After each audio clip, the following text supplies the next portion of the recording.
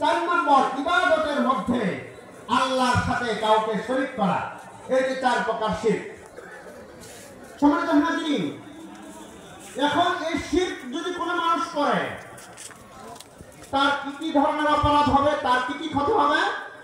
যেহেতু কোরআনুল কারিমে এই তাফসীরুল কোরআনুল প্রোগ্রাম, প্রথমে আমরা কোরআন থেকে দেখব যে এই শিরকের কথা আল্লাহ তাআলা কোরআনে কি বলেছেন, জানার দরকার আছে না নাই? সম্মানিত হাজিরিন, শিরকের ক্ষতির মধ্যে কোন মানুষ যদি শিরক করে সর্বপ্রথম তার যে অপরাধটা হয় সেটা হলো ওই ব্যক্তিটা চিরতরে ক্ষমার অযোগ্য হয়ে যায়। শিরকের 1 নম্বর বড় অপরাধ হলো কোন মানুষ যদি শিরক করে তখন সে কি হয়? ক্ষমার অযোগ্য হয়ে যায়।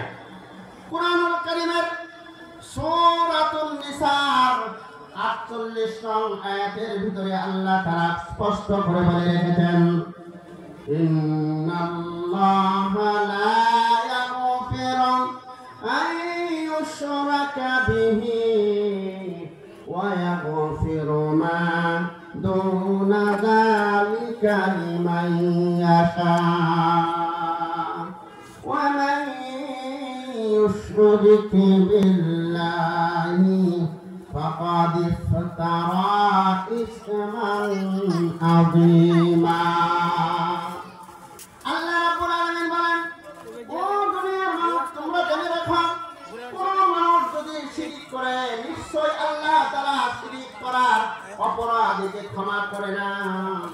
এছাড়া পৃথিবীতে যত ধরনের পাপ আছে আল্লাহ তাআলা ইচ্ছা করলেই সাথে সাথে বান্দাকে ক্ষমা করে দিতে পারে। শিরক করলে আল্লাহ তাআলা ক্ষমা করে না।